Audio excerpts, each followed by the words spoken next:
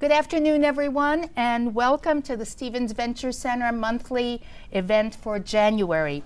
Today, we're very pleased to welcome our speaker, Scott Kerr, who will be leading a session on the basics of startup marketing and helping us learn how to expand our ability to approach marketing from a strategic perspective.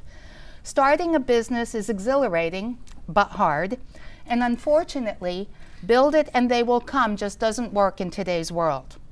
Simply put, startup marketing is a unique challenge, oftentimes because we always have limited resources, whether it's time, money, or talent. Scott's the perfect speaker for us today, since he is the founder and principal strategist at Silvertone Consulting. By the way, he's also an entrepreneur in residence or mentor with the Stevens Venture Center, where he works with our member companies to help them with their strategic marketing. Scott brings over 30 years marketing experience that he'll share with us today. During his career, he worked on cross-platform marketing solutions with organizations such as Time Inc., People, Fortune, Entertainment Weekly, and Sports Illustrated. His clients were primarily Fortune 500 companies such as Samsung, Microsoft, Apple, Verizon, Target, Procter & Gamble, Walmart, Fidelity, Eli Lilly, L'Oreal, and Ford, just to name a few, just in case you don't think we have a professional here. Scott also had senior media and marketing roles in some of the top ad agencies, media companies, and consumer brands, including Pepsi-Cola, Condé Nast, BBDO, Ammirati and Puris, Burson Marsteller, and Real Media. And he often speaks at universities and industry events, as he is here to share his wisdom with us today. So please join me in welcoming Scott to Stevens. Thank you, Scott. Thank you, Adrian. That was the best intro I think I've ever had. I should actually hire you as, I know. Most importantly, I want to thank all of you. This is great. We had a full house here like you promised. And like you said, only 3 people came here when I first was like, oh, don't worry about it. They're all going to come in at the same time. And you did. So thank you for coming. You heard a little bit about me. I'd love to just take a quick poll and hear about you. How many people here are entrepreneurs? How many people here want to be entrepreneurs? That pretty much covers it. That's 100%. How many of you are grad students? Professors? People off the street? Good. So we covered that. So yeah, thank you for the intro. Thank you for coming, and hope you'll learn a little bit more about marketing and what makes a strategic marketing plan, and especially for startups, and how to develop a really great marketing plan. So I want to take a quick poll, or just shout it out if you'd like. Tell me some of you, who are some of the entrepreneurs that you admire throughout history? Just name some, shout some out. Just louder. Steve Jobs. Jobs. Jeff Bezos. Elon Musk. Musk. That pretty much I bet everybody kind of agrees with that. Any ones that I haven't thought of yet? Edison. Right, Edison. Go on. So one entrepreneur comes to mind when it comes to marketing, and that's Steve Jobs. So I'm going to show you a video in a few minutes, but I just want to kind of set the table here. So go back to 1997. Steve Jobs was actually rehired by Apple, if you know the story. The board voted him out of Apple, pretty much fired him in 1985. He started Next Computers. I actually had the pleasure of meeting Steve Jobs when he was at Next Computers, because that was one of my clients when I was at Ammirati and Puris, an ad agency. That's for another day. But here's the story. He comes back in 1997. They hire him back, and Apple was pretty much in the dumps, if you could believe that. They were almost bankrupt. They bring him back to be actually a temporary CEO. And the first thing he needed to do was to really do a sprint. And the sprint is to build this brand up again very quickly, to make because people sort of didn't know what Apple was about. They were losing sales. And Steve Jobs is the ultimate marketer. Comes back in, hires an ad agency called Chiat Day to develop this campaign to really focus on what the core values of Apple is. Because in Steve Jobs' mind, in any great marketer's mind, if you can't project what your core values are to your audience, then you're disposable and dispensable, and you really do not capture the hearts and minds of your consumer. And that's what branding is all about. So I have a 7-minute video here. It's pretty grainy because it wasn't professionally shot at the time, because it was an internal video inside Apple. And Steve Jobs is going to talk about the launch of a new campaign, which probably sounds familiar, and he'll talk about it. But he needed to get the troops rallied at Apple to believe in him and to believe why core values are important and why marketing is important to the success of this company. To me, marketing is about values. This is a very complicated world. It's a very noisy world. And we're not going to get a chance to get people to remember much about us. No company is. And so we have to be really clear on what we want them to know about us. Now, Apple, fortunately, is one of the half a dozen best brands in the whole world. Right up there with Nike, Disney, Coke, Sony. It is one of the greats of the greats, not just in this country, but all around the globe. And but even a great brand needs investment and caring if it's going to retain its relevance and vitality. And the Apple brand has clearly suffered from neglect in this area in the last few years. And we need to bring it back. The way to do that is not to talk about speeds and feeds. It's not to talk about MIPS and megahertz. It's not to talk about why we're better than Windows. The dairy industry tried for 20 years to convince you that milk was good for you. It's a lie, but they tried anyway. And the sales were going like this. And then they tried Got Milk, and the sales are going like this. Got Milk doesn't even talk about the product. Matter of fact, it focuses on the absence of the product. But the best example of all, and one of the greatest jobs of marketing the universe has ever seen, is Nike. Remember, Nike sells a commodity. They sell shoes. And yet, when you think of Nike, you feel something different than a shoe company. In their ads, as you know, they don't ever talk about the product. They don't ever tell you about their air soles and why they're better than Reebok's air soles. What does Nike do in their advertising? They honor great athletes, and they honor great athletics. That's who they are. That's what they are about. Apple spends a fortune on advertising. You'd never know it. You'd never know it. So when I got here, Apple just fired their agency. We were doing a competition with 23 agencies that, 4 years from now would have picked one. And we blew that up, and we hired Shite, the ad agency that I was fortunate enough to work with years ago. We created some award-winning work, including the commercial voted the best ad ever made in 1984 by advertising professionals. And we started working about 8 weeks ago. And the question we asked was, our customers want to know who is Apple and what is it that we stand for? Where do we fit in this world? And what we're about isn't making boxes for people to get their jobs done, although we do that well. We do that better than almost anybody in some cases. But Apple's about something more than that. Apple, at the core, its core value, is that we believe that people with passion can change the world for the better. That's what we believe. And we've had the opportunity to work with people like that. We've had an opportunity to work with people like you, with software developers, with customers who have done it in some big and some small ways. And we believe that in this world, people can change it for the better.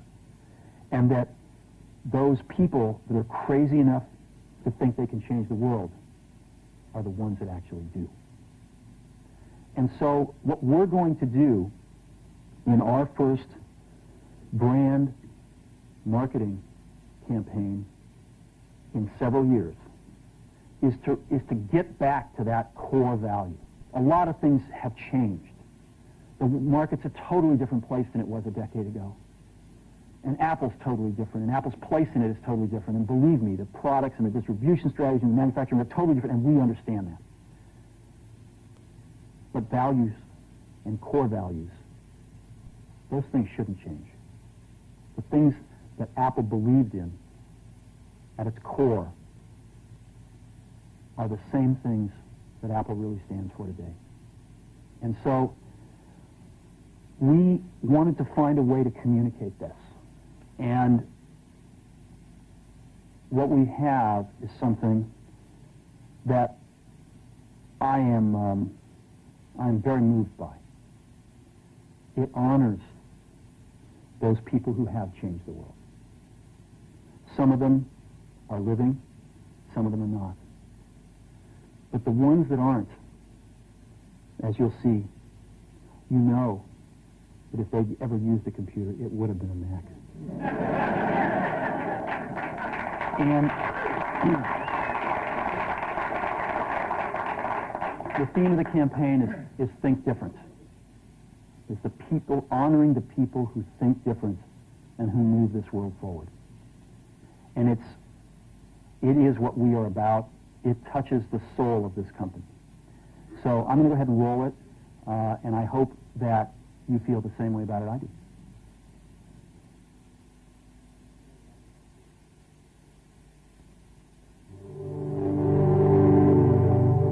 Here's to the crazy ones, the misfits, the rebels, the troublemakers, the round pegs in the square holes, the ones who see things differently.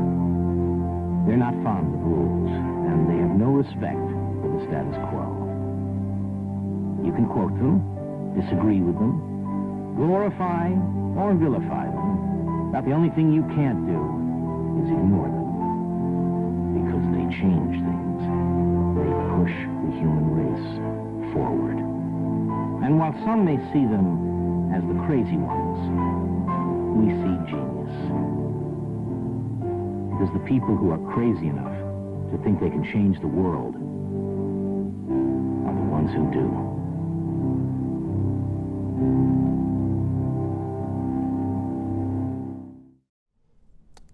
So what do you think? Is that how many people have not seen this before? That before? A lot of people. So that's a very inspirational presentation, and he gave it in shorts too. I was thinking about presenting in shorts, but the weather was too cold. The great thing about Steve Jobs is he is the ultimate marketer. He was the ultimate marketer, and if you think about Apple and the Think Different campaign, that changed everything. Their core values were to go against the grain. They start with, we're going to go against the grain. We're going to be the rebels, if you will, and do things differently. We're not going to be Microsoft. We're not going to be IBM. We're going to do things differently. And because of that, we're going to create, and we're going to do that through great design and great products that people want. And obviously the rest is history. So what I'd love you to take away from that, I'm not saying you should drop millions of dollars when you do start your company in a campaign like that, but always think about with your company what your core values are, who you want to be, how you want them to think differently about you, what sets you apart from everybody else, the why part of it, why you exist, what is the purpose of your company, and communicate that however you do it, doesn't have to be advertising, in a way that people will want your product. So I thought we'd start with that. So the name of this presentation is Ready for Takeoff, Launching Your Startup with a Great Marketing Plan. And people come up to me a lot and say, well, Scott, I have a startup. Well, how do I market my startup? How do I launch my lemonade stand or whatever you're building? And to me, asking that question to me is almost like asking me, hey, Scott, how do you buy running shoes? So if Adrian was to come to me and say, Scott, I'm looking for a pair of running shoes. What would I do? I said, oh, well, you should go down to 14th Street. There's a Foot Locker there. You should go up to the second floor. They have amazing selection of sneakers. And there's a guy up there. His name is Tom. If you ask for Tom, he'll pay great attention to you. And you'll have your running shoes. And then Adrian will say, well, I really didn't want to go into a store. And I really wasn't looking for just any other sneakers. And I really want to talk to anybody. I wanted to sort of buy it online. and I'm looking for a pair of Adidas, the Yeezys, right, Adrian? Kanye West, the Kanye West sneakers. So I based that whole thing, you see, that whole thing, I really gave her bad advice because I based it on assumptions. I assumed that what she wanted, getting a pair of running shoes, was what I wanted. She had a completely different in mind. And that's the same thing that goes for marketing, because advice is always based on assumptions. I didn't ask you how much you want to spend. I didn't say where you'd like to shop. I didn't say what style of running shoes you normally wear. Why do you need running shoes now? All those questions you have to ask. I just rattled off where you do it. You have to ask those questions. Startup marketing is the same. You have to ask yourself, who are your customers? What motivates them to purchase your product? Why do they want your product? What do they love about your offering? How do they make purchase decisions? And the list goes on and on. You have to know all those things and do all that homework and research before you move into anything else. It's not just, I'm sure you're going to build a great product. There's no question about that. But you have to find out a reason about why people want your product and how they shop for it and all those things that go behind it. And that's kind of the seed of what marketing is. And marketing is big. It's not just advertising, which I meant before. That's just a part of it. It's branding, lead generation, advertising, which I talked about, social media, PR, content, messaging, sales support, events. All these things constitute marketing. And you don't have to do all these things. You could just do one thing and be a success. I could tell you 10 successful startups right now with multi-billion-dollar valuations that did not start with advertising. They were just because they didn't have any money, they were very creative. And I'll talk about a couple of those at the end. You can search, if you want to figure out marketing, you could use Google to figure out how to increase blog traffic or get email signups or improve your SEO or run AdWord campaigns or get more Twitter followers, et cetera, et cetera. Those things you can Google and find out. No problem, because there's a million sites and blogs and people doing that. What Google can answer is what tactics you should focus on now. Once you build your product, what should you do? What is the information, how do I know more about my client and what tactics do I need to execute on in order to get those consumers and those customers? How should you tailor those specific tactics and your marketing strategy for your specific business? Because Google doesn't know your business. Google just answers stuff for you, general stuff. They don't know you. Only you know you, and that's why Google can't answer those things. That's something that you have to do. And that starts with a really great marketing plan. Has anybody ever developed or worked any kind of semblance of a marketing plan or tried one at all? Yeah, how? What kind of, in what way? Well, I've been working on a startup since last March on getting businesses to decrease their waste, well, decrease costs by reducing waste generation and diverting waste that would otherwise go into. So what I tried doing was, because I saw that it really wasn't working, was a strategic partnership. Right. Because it's a very different market than technology and right. getting yourself out there, and it's pretty conventional, so there isn't a lot of advertising, and if there right. is advertising, it's pretty much within the industry itself. Not, right. no one's thinking like, who's my waste hauler, or no one's thinking, is it my municipality, or are we right. doing single stream, or are we doing, so I was focusing on a strategic partnership right. that would lead me to gain traction. Okay, great. So yeah, you had a semblance of a marketing plan. Yeah. But you have to develop a really good marketing plan before you create any kind of strategy or execute with tactics. You have to do a lot of homework. 5 ways, 5 steps to getting there, marketing plan. Define your goals, and I'll get into each of one in a little bit. Define your goals, do your homework, do a lot of your homework, create a strategy, define what your KPIs are, and then create a tactical plan, and you go out and execute it and test it and more and over until you get it right. So one, define your goals. Just list your goals. You probably have goals, whatever company you're starting, what you're going to start. Take a piece of paper out and say, what are some of sort of list those goals that what you would like to achieve to have your company be successful, at least if you want to do it in different stages. If you want to have a timeline by 6 months from now, this is where I'd like to be. Put your goals down on a piece of paper, because your final marketing plan document sets the stage for everything to come. Those goals will be, you should tattoo those goals. Well, don't tattoo those goals, but take those goals, put it on, pin it on the wall, and you should always refer to those goals, because you're going to make sure so you don't waver off the path of trying to achieve those goals. So you have to list those goals, because it sounds simple, but that's the most important thing that you're working for. And then this is really key here. Is research is the foundation. You have your goals. You have to do a lot of research on your customer, your competitors, all those other things. Start with a competitive analysis. You have to do a deep dive competitive analysis. Sort of do a quad map and look at all your competitors. And you have to think, you're finding out more and more businesses are touching different spaces now than ever before. The media business is a great business to think about, where everybody's in the media business now. Think about your business, and you think about your competitors, about where they are. Perhaps, like I said, put a quad map, figure out where they are and where you sit, and where you see the white spaces, where the spaces that's not being fulfilled that you think that you can live in and grow in and build and get more customers.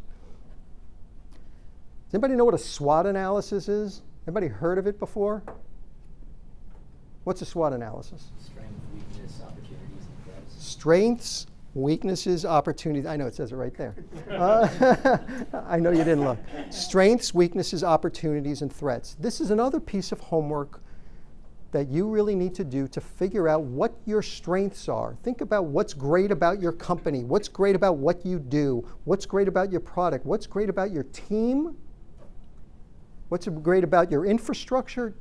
You have to sort of, and that's a big problem that companies have when they do a SWOT analysis. They're always afraid to be truthful about where their weaknesses are. So you have to figure out where your strengths are. What are your weaknesses? Your weaknesses internally, the weaknesses how the outside world perceives you. You have to put all those things, and you have to be honest about it if you're going to do a SWOT analysis. Where are the opportunities? We talked a little bit about the competitive analysis here, but where are the opportunities? Perhaps there's a new market out there that's growing that you're seeing, perhaps your competitors aren't seeing. So you know something? Maybe there's an opportunity now based on the research that you're doing on the consumer and some of the cultural shifts that are going on depending on what your product is, that you see opportunities for growth that perhaps your competitors haven't seen. Perhaps they have, but you have to figure out where the opportunities are. And the last one are the threats. What are the threats that can hinder you from growth? It could be anything from legal threats, not personal legal threats, but the laws changing. It could be more competitors in the marketplace that are encroaching on your whole entire category. You really need to think about the threats that aren't, perhaps not now, but think about the threats if you're understanding where the culture is going and where the market's going. Maybe there are threats that are on the horizon, on the periphery, that you don't see now, or your competitors don't see, but you see. What are those threats that you will be ready for when it does come along? And the SWOT analysis is not just done when you first start your company. I was doing SWOT analysis every 6 months with my clients and my brands that I worked on, because the market was changing so rapidly. And the digital marketplace is changing so rapidly because companies are being disrupted left and right. If you think about some of the large companies right now that are being disrupted, specifically I'll just use the shaving industry, the razor blade industry as an example.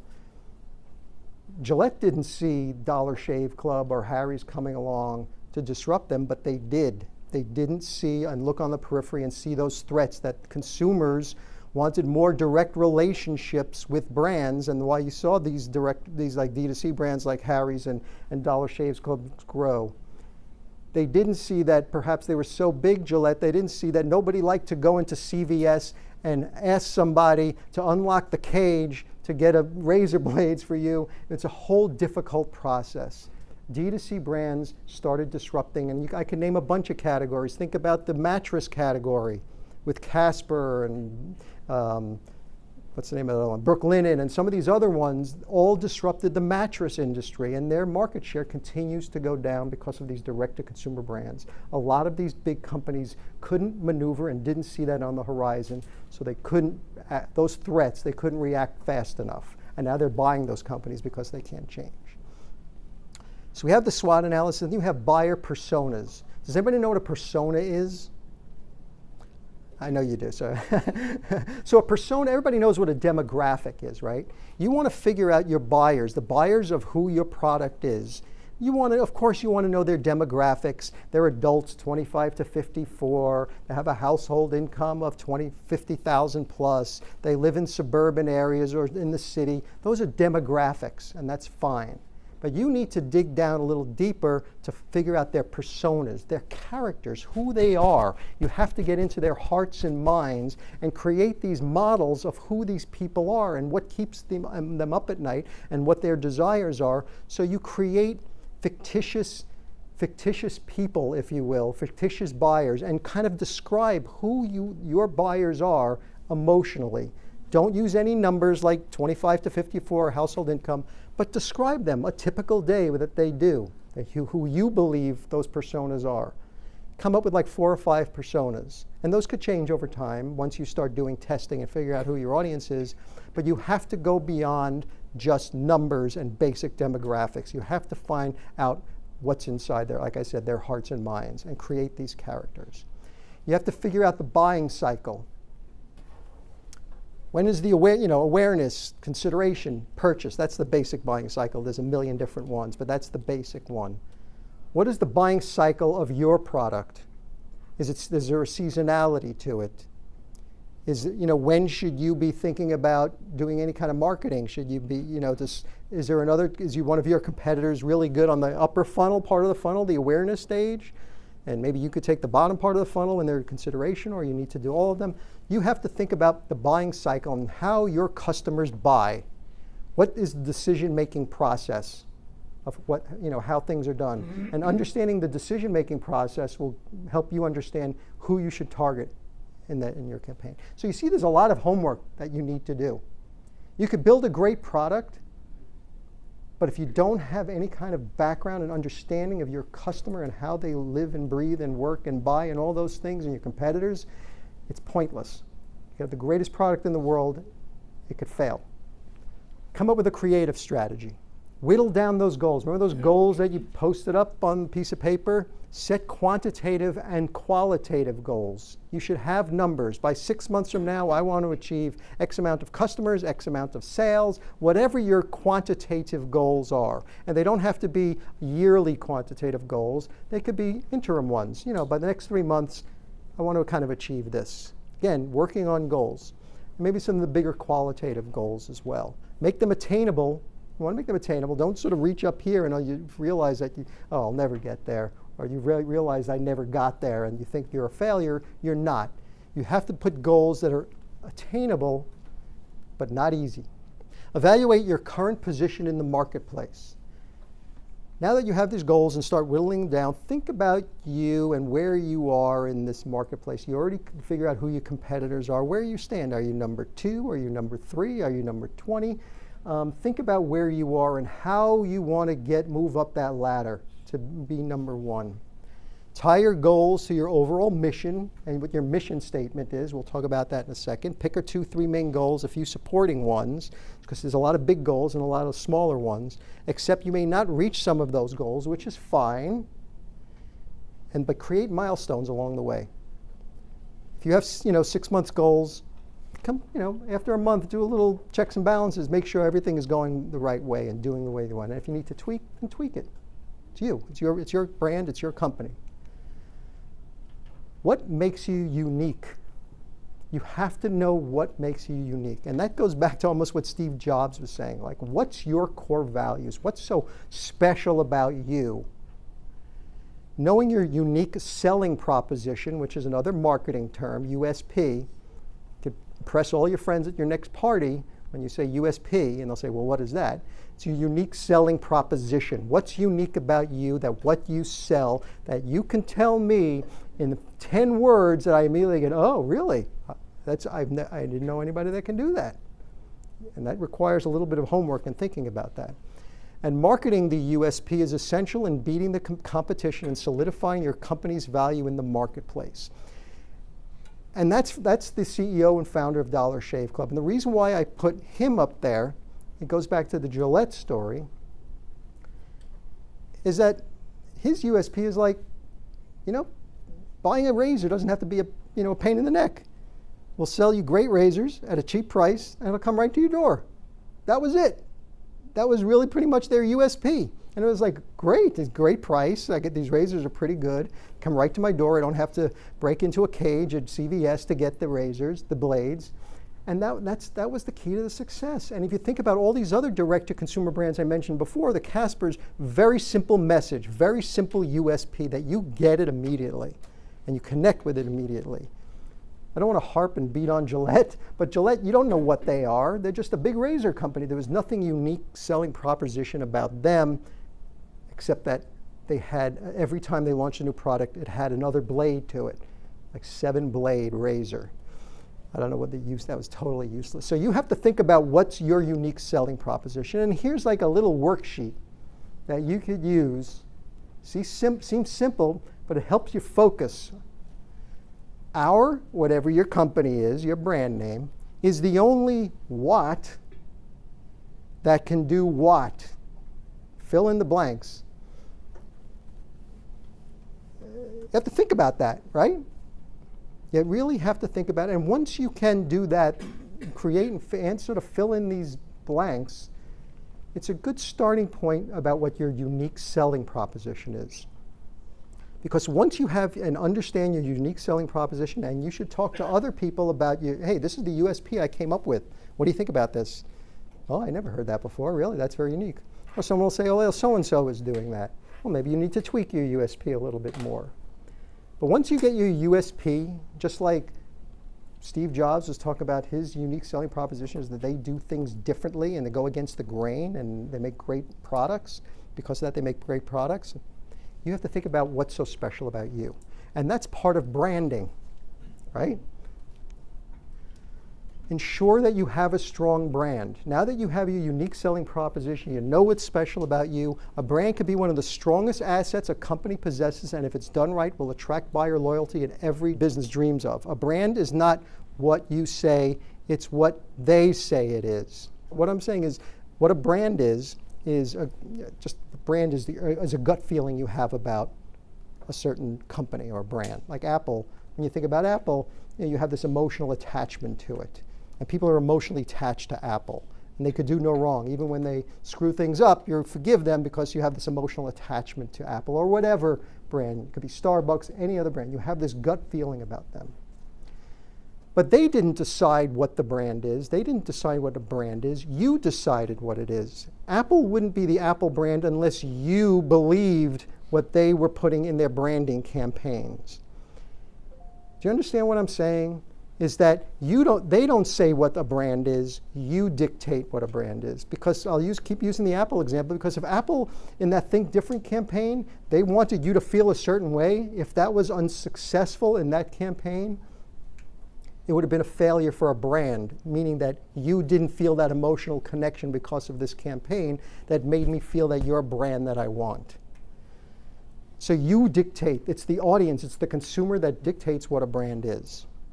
What's going to be your brand? Think about, once you launch the company, you think about your USP, what is unique about it, and what do you want people to feel about you? Jeff Bezos once said, a brand is what people say about you when you leave the room, basically. How do you want people to think about you when they're talking in conversations? That's brand and that's branding. Think about that for your company. Optimize your website. Your website has been more than just, maybe you could build a pretty website, although that helps. It needs to be clear and functional. How many people here have their own websites?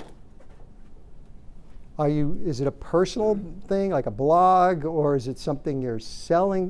How many people have a company website? Okay, we've got a handful there. So that's great, but it needs to be clear and functional. People don't have time anymore to, we can't waste time on websites. We can't waste time on having products delivered to us. It has to be done instantaneously. If you could build a great website, but you have to make sure that when people get there, they know exactly what they're doing and where to go. User experience is so key now, because you just make one little frictional error in their process, they'll just leave. So think about that when you design it. Bad, cluttered website, hard to navigate, not good. Good, clear messaging. When as soon as you have a brand, you already created your brand. When they get there, that brand message and that brand emotional connection should be right there the second they hit your website. Easily found information. Don't make them search for things. Make sure it's easily navigable. So you can build a website, but make sure it's like I said, functional and clear. And create kick-ass content. Got a website, got to make kick-ass great content. Quality content is the meat that will attract your buyers, is what Google uses to search for keywords and drive users to your site, and what buyers use to glean information and knowledge about their problem as they move through the buyer's journey. So the content that you put on your website has to be something that people want, and it has to be something that is different, that's useful. It's called kind of like content marketing is the term, where people come back to you over and over again because you provide content. They look at you as a thought leader in this category, so they'll keep coming back. So having really strong content, not only on your website, but also in your advertising too, if that's a direction that you decide to take. And content nurtures your customers through the buyer's journey. So I told you about the 3 stages: awareness, consideration, decision. That's the buyer's purchase. And if you're creating content, there should be different types of content for every stage of the purchase process. In the awareness stage, when you want people to know about you, you'll create a white paper, editorial content, some blog posts, reports, things that when they come and see your content, say, they kind of know what they're talking about. You've created awareness about how strong you are and what you know. So I'm going to listen a little bit more. So when it comes to the consideration stage, and you launch a webinar, or have webcasts or podcasts or video, one of these expert guides, they're going to come back to you because they want more of your content. Just think about your favorite podcasts. You come back every day to listen to your favorite podcast because it's content that you want and love and listen to. Think about the same for you. Create awareness of who you are through certain types of content. Consideration stage is that giving them more content and they're sort of starting to love you a little bit more. And the decision stage, when it comes to the purchase process, things like product comparisons, how do you do versus your competitor, some case studies, you want to give away some free stuff like trials or downloads, product-focused content. Close the sale with that type of actionable content. So content's going to play a different important role at each stage. And define those distribution channels. Where do you want everybody to hear about you? It doesn't have to be advertising. Important as content is, without distribution, your content goes to waste. It's useless. It's essential to have a clear understanding of how each channel, social media, digital, mobile, PR, face-to-face, all those different channels, you have to understand how each channel works and how do you do a mix of paid, owned, and earned media, the different types of media. It could be PR, having someone else write a PR press release. You could buy ads, AdWords, or just banner ads or video ads or rich media ads, whatever it is. It all depends. That's part of your strategy. You have to understand who your customer is and where they are, and that's going to determine the channels you need to reach them in. And get found. SEO is what Google and other search engines use to index your pages and allow your content to be found for prospective customers. So SEO and search engine optimization is really important so you're found when people Google and looking for your particular product, your particular category, etc. It's hugely important. You could think about it as another distribution channel with a whole different set of rules. And you have to figure out what success looks like. What does success look like for you? What's going to, you created all these goals, what are the KPIs? After those 6 months are up, how are you going to say, well, I achieved this much sales, this many customers. Is that success to you? You have to figure out right up front what is going to determine success at not only interim levels and milestones, but overall. That's going to be really important. So before you have implemented this strategy, you should be able to measure, establish your baseline. What you've done in the past and what are the results, how can those strategies shift to improve your ROI? Because changing on the fly is going to be important because you're going to be doing a lot of testing and seeing what's working. You have to see if people are clicking onto your site or responding to your emails. If they're not, maybe your headline is not correct, maybe the subject line is not right, maybe the content line is not right. You have to figure out why and make those changes quickly and test and keep testing. Scott, can you tell everybody what a KPI and an ROI is? Because those may not be terms that they're familiar with. So KPIs basically is you're figuring out what I'll start with ROI and go backwards. So ROI is your return on investment, and I apologize for not doing that. Return on investment is that if you're investing a certain amount of money in like it could be an ad campaign or something else, an email campaign, you have to figure out the investment that you're putting into this campaign, what you're getting back from it is efficient. So it's your return on investment, that the returns you're getting is efficient. So if your ROI is maybe you're measuring you're spending $10,000 on I'll just say ad banner campaign, even though you probably wouldn't do that. If you spend $10,000 but you're only getting a 0.001 click through, that's not very good. You have to see what the averages are, what your return on your investment is, and maybe you shouldn't be spending that much on that particular site for advertising. Maybe it should be somewhere else, and maybe you don't need to spend all that money. You have to figure out what your return on investment is. But the KPI is also helping figuring out what goals you're trying to achieve, how many customers you're trying to get, how many responses you're trying to receive. Those are the KPIs that you're trying to figure out. And actions to achieve your goals, having tactical plans and calendars to give life to your ideas and strategy. Try focusing on 4 or 5 main tactics. You know what a tactic is? We know what a strategy is, but a tactic is those actions that you take. Once you figure out how you're going to reach your target audience, a tactic is actual execution of it.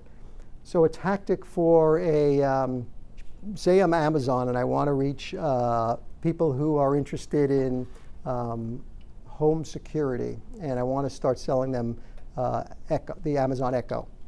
So what I would do here from a tactic, I would probably try and run an ad campaign and maybe partner with Lowe's, who have a lot of investment in the home, obviously in the home category. The tactic would be actually partnering with Lowe's to execute some sort of program. So the strategy is what you're going to do. The tactic is the execution on that strategy. Try focusing on 4 or 5 main tactics throughout the year and create execution plans around those tactics. Figure out who you need to reach, where you can reach them, stages where the friction is. Perhaps there are some issues and challenges. Perhaps there are ways of changing those tactics to break through, moving them through to the next stage to obviously purchase. Like I said before, execute, test, measure. Execute, test, measure. It rolls on and on and on. This is so important, especially for a startup. When you don't have a lot of money and you don't put a lot of investment in, you have to keep testing until you figure out something that works. I'm going to just give you 2 examples of startup companies that are billion-dollar companies right now who've started out with no budget, but they had no advertising budget. But they figured out a different way. The tactics that they executed on were very different because they thought about who their audience is and a different way of doing it. Everybody know Cards Against Humanity? Yep. So Cards Against is a irreverent card game. I'll just put it that way. So here's a company that started, I don't know, maybe 10 years ago, I think it is. And it was 8 people from Chicago. They were friends. I think they were students at maybe the University of Chicago. And they started out raising, this is a time when everybody was playing video games. Nobody was playing card games. But they came out with this game. They had on Kickstarter raised $15,700, and they turned the business into $12 million that first year. They sustained their brand with a series. This is what they did.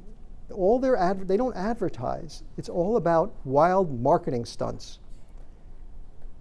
Like for Black Friday, when they started launching on Black Friday, instead of having a Black Friday sale of cutting the price, their Black Friday sale was increasing their price. They bought this later on when they started making money, they actually bought a Picasso painting. This is later on, obviously they did when they were a startup. And they put out something, posted on their site that they threatened they were going to cut this Picasso painting up into 24 pieces if people didn't buy. And again, another stunt. They made a lot of money. They generated a lot of money. They didn't obviously cut it, and I think they donated the Picasso somewhere. They sold cow poop as one of the stunts. But if you look up Cards Against Humanity and all this, they did all these stunts, but it got them attention, and it sort of understood what their brand was about. They did things that were irreverent, and that's what the card game is. And now, I don't know how many versions of this have come out right now, but they're a billion-dollar company.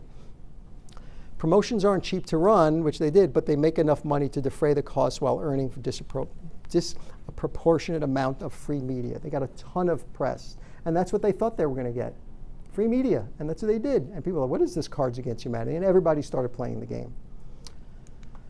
Everybody knows Wayfair, right?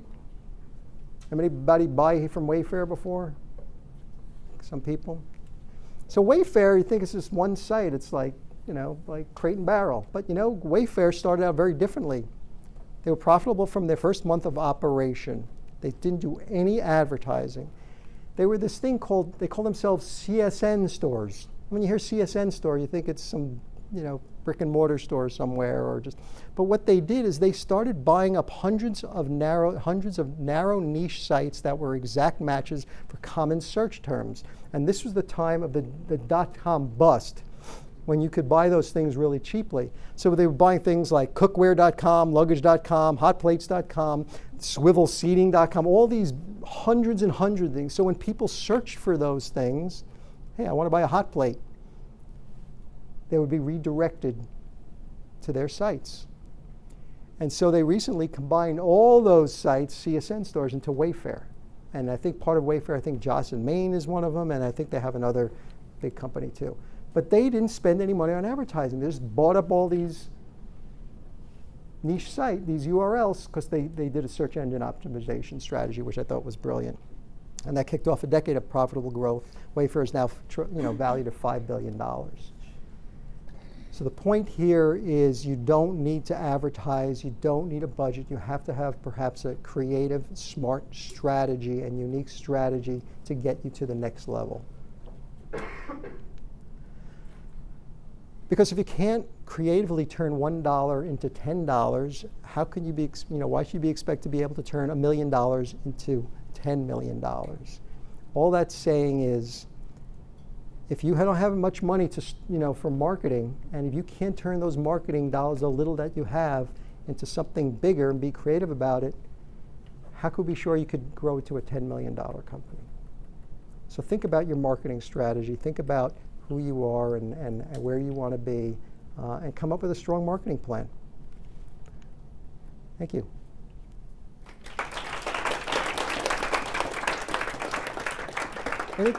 Any questions at all? You can go back to the slide on build it. Execute, test, measure. So I know that's from Lean Startups.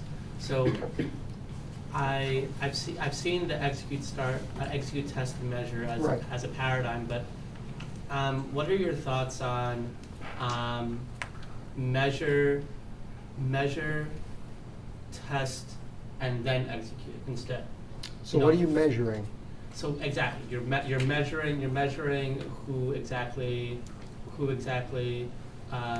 or you're putting out, like, I forget what it's called. You're putting out a very basic idea of what your product or service is, and you're measuring if people are interested in it, and then you're getting an idea of who the competition is, who your buyers. I mean, that's how I mean, what are your thoughts? Right. So I don't subscribe to that. I wouldn't measure anything unless I had some concrete numbers to go in. It's not industry numbers or some theoretical numbers, if that's what you're saying. Measuring is based on reality. And reality, you don't know what the measurement is until you execute something and see how it performed. And look, maybe you could perform those, look how it performed and measure it against other types of benchmarks, perhaps that you have your hands on, or something that could read about in the industry.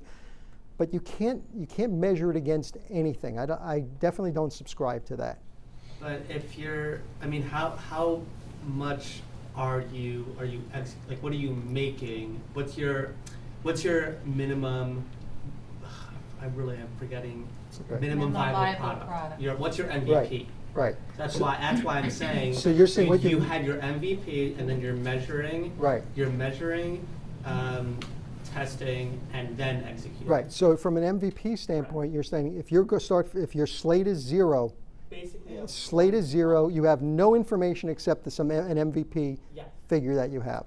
I'm okay with that. That's fine. I didn't misinterpret what you're saying. And so if you, that's fine. So if you have some sort of some MVP model, you have to start with something, and you'll realize pretty quickly whether it's even falls in, after you execute, how it relates to the MVP number, whatever it is. But you have to make sure that the MVP is in the same universe as what you're trying to execute against. So yes, I would subscribe to that if you had zero information. If it's the opposite, then what kind of items or I guess products or services would you say start with executing? Because you could put in a lot of startups, they make the mistake of creating a very large product with, like, I'm sure you know exactly what I'm talking about. They create a really amazing product that they think works for them, but it doesn't really work for what people actually want. It doesn't satisfy demand. And so that's what I see execute, test, and measure. That's what I'm thinking of. The person who makes a product, executes it, tests it, and measures it, and then finds that the return on investment is really negative, and they don't have any money, and now they have a lot of debt. Right. So I can't think of one off the top of my head, because I think I could probably think of a billion one if I had some time to do that, because I think a lot of categories have that. But I agree with, if it starts at that level, I agree with you from an MVP standpoint. I was just going to add to that, Scott. You do execute, test, and measure after you've done all your homework. Yes, all that, right. That's all after you've done your homework. You would have known all that information. So you don't execute until you do your homework. Right. So once. Yeah. Right. So if the MVP is part of part of your homework, and then that's fine. What are sort of the basic tools for SEO? Basic tools and approaches, or does that mean going to somebody and paying them a lot of money to? Yeah, I'm not a search engine optimization expert, but oftentimes in the companies that I've worked for, we've always hired somebody who was that specializes in that. And I would be remiss if I said that I knew what those methodologies are. I know some of the basic things, but there's a big strategy behind having SEO, strong SEO. Figure. Yeah, there must be some homebrewed or some open source kind of things. There is, yeah. Does anybody have another question? On the last slide, when you were saying, $1 into 10 and then 1 million into 10 million, I guess one thing that kind of like provokes me in a certain way is, I know it's a sweeping generalization, but I feel like turning 1 million into 10 million seems easier than turning $1 into $10, just because of the amount of capital and just the way things work out. So if you're in a position where you're trying to start a business and you are looking at a $1 investment, how do we try to gauge what should our multiplier be, 1, 10, or like how do we adjust our scales? Is it just a matter of like our goal? From a valuation standpoint, or the value of your company, or just in the marketing investment part of it? The $1, are you basing it on a marketing investment of $1, or $1 in some other type of investment? Well, either into marketing or into your product itself, or whatever it may be. I mean, you can answer it either way, and I can. Right. So, well, the $1 part of it is just I'm saying 1 to 10 is theoretical, but all it's saying is that if you are a lean startup, you just have to figure out a way to creatively use the amount of the money that you have specifically dedicated for marketing, and you shouldn't necessarily throw all your money into marketing. And that goes back to the testing thing. And figure out if you can turn that lean startup and start some momentum in growing the dollars to $10, if you will, meaning that you have the capability of growing your business to a $10 million business, not including marketing, but $10 million business. That meaning that you have the creativity and wherewithal to do that. And you have the potential to do that because the learning you'll have along the way will help you grow into that business. I guess since from the way you asked me, was it in marketing or not? I mean, I've always looked at things from like an engineering perspective, and I say, if I could take this amount of materials or whatever, what's my profit margin? Am I talking on commodities, a couple cents on the dollar? But right. I guess I never really saw the potential of marketing to say, I can have a product, doesn't matter what that margin is, but you're saying that $1 worth of marketing right. can. But you have to see how much product you sell from that marketing. If you're finding that the product, you're not selling any product, or the amount of money that you've invested in the product, the amount of money that the product costs to the consumer versus the amount of money that you're actually investing and spending it, that can be way off, and it might not be worth that investment. Or you might have to change the cost, either change your strategy or change the cost of the product and building that product. But you want to collapse that number so your return on investment isn't so high, or so low, I should say. It's all about a balance of looking at the product, the sales, how much you invest in marketing, and come up with some number that you're comfortable with that doesn't set you back so much that you end up failing. Well, a lot of us here are engineers, scientists, and just having worked with you guys, I know you think my technology, my product is the best thing since sliced bread, and the technology is going to sell itself. You don't even give this whole concept of marketing much thought because it's all voodoo to you. It's technology, right? Well, some of us are actually entrepreneurs, some of us have startup companies, and others don't necessarily. But Scott's presentation today has either practical value for our startups, or it should give the rest of you an appreciation that technology alone does not make a company. It does not make a successful venture. And to your point, the other thing that we often think about as technical people is how much can I sell it for minus how much does it cost to produce. And there are all these other factors that go into a successful venture. And marketing and sales, supporting sales, is certainly a key component of a successful venture. Bob, did you want to add to that? I'll just echo what he said. You can have a great product, maybe the best product in the world, but if you don't have any customers, how good it is doesn't matter anymore, right? Right. That's absolutely right. And to get the customers, you have to have a way of reaching them and appealing to them. Business, quite honestly. Right, exactly. Yeah, right. That's a very good point. You're in the Right. customer business. I think a lot of technologists confuse their product Right. with the customer. I don't care what you're selling, Right. okay? A bottle of water, okay? You're selling that to customers, okay? Doesn't matter what it is, honestly. Yeah. And I think if you think about, what Amazon's accomplished with their customer-centric strategy, it doesn't matter. Right. Doesn't matter. Right. The goal is to make it easy for the customer. Right. You talked about, shaving blades and Right. everything else. Right. They just made it easy, It's all didn't they? convenience. That's all people want. That's what it's about. They just want to go through life, no friction. And that's what people want now. And that's Amazon's figured it out. So I think Scott's I didn't mean to interrupt you, Scott. I wanted to thank you very much. I think this was a very meaningful, very practically oriented presentation for our startups, and a good education and background of appreciation for those of you who will continue in your technology focus, but to appreciate that there are other real sciences. Marketing is a science as well. And if you have any questions, feel free to email me or connect with me on LinkedIn. I'll be more than happy to answer afterwards. I can't promise pizza, but I'm. Bob has another comment. If I can add one last thing, okay? Because I spend most of my time doing exactly what you're talking about. My whole life is spent talking to entrepreneurs and techies, as I call them, okay? So all I can tell you is that at some point in time, okay, it has to be finished. And one of the problems I have with most of the techies that I deal with, especially engineers, is that it's They're never finished. You know what I They're mean? always I say, "Look, perfecting. Yeah. It's good enough. Yeah. It's good enough. Okay, well, thank you very much, Scott. Really appreciate it. It was really wonderful. Thanks so much.